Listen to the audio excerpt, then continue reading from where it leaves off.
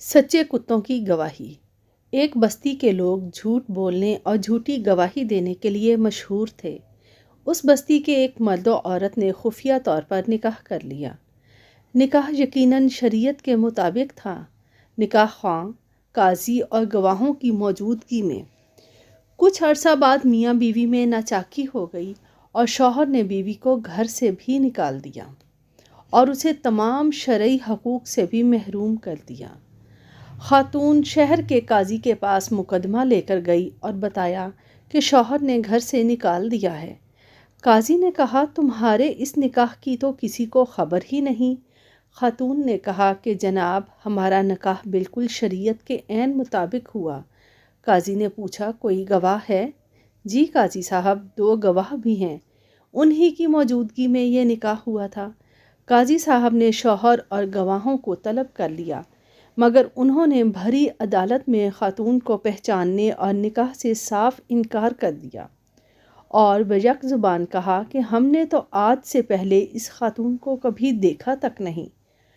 قاضی صاحب نے خاتون، شوہر اور گواہوں کو بیک وقت گہری نظروں سے دیکھتے ہوئے خاتون سے پوچھا، کیا تمہارے شوہر کے پاس کتے ہیں؟ خاتون نے کہا، ہاں۔ قاضی نے خاتون سے پوچھا، کیا آپ کتوں کی گواہی ان کے فیصلے کو قبول کر لیں گی؟ خاتون نے کہا، جی، مجھے ان کی گواہی اور فیصلہ قبول ہوگا۔ قاضی نے حکم دیا کہ خاتون کو اس شخص کے گھر لے جایا جائے۔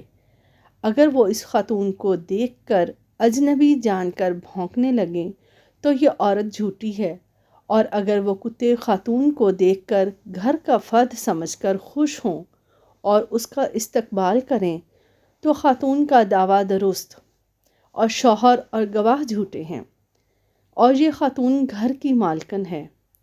یہ حکم جاری کرتے ہی قاضی اور عدالت میں موجود لوگوں نے شوہر اور گواہوں کی طرف دیکھنا شروع کر دیا، جن کے چہرے جھوٹ پکڑے جانے اور خوف سے پیلے پڑ گئے تھے اور جسم کپ کپانے لگے تھے۔